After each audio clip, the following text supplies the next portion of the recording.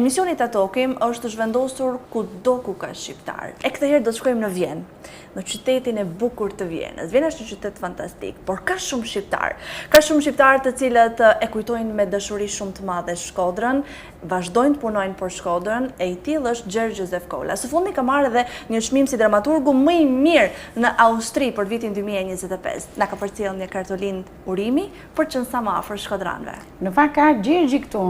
Se mirë do ishte shkonim ne atje, po o Gjergji ke parasysh. Ke parasysh, mirë do ishte. Mirë ne të shkojmë, një emision patjetër pse mos ta bëjmë në edicionin e 12. Po sa larg na çova më? Tani, po ta shtojmë se aty është Vjena, nuk është shumë larg.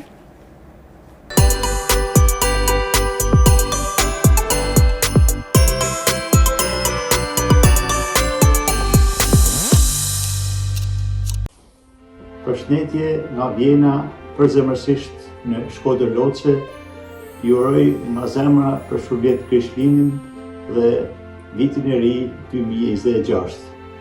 Noela ju përgëzoj për programin dhe ju falenderoj edhe një herë për këtë drejtare që hapni herë mas heret për ne shqiptarët diasporës.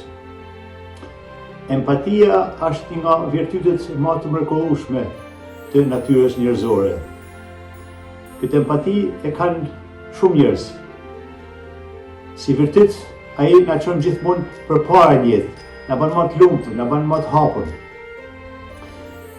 Me rastin e marrjes së çmimit dramatik, çmimit të parë dramatik në Austri për dramën time Rini e pallëundshme, unë kam marrë shumë mesazhe, shumë empati nga njerëz të ndryshëm në Shkodër, por edhe në mbar diasporën shqiptare në botë.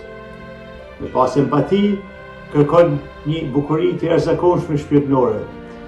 Me pas empati, kërkon një fuqi morale, shpirtërore dhe mendore të natyrshme. Shumë njerëz e kanë, ato që kanë rru, unë i përshëndes të gjithë për shumë vjet Krishtlindjet dhe tanat mirat në vitin 2026.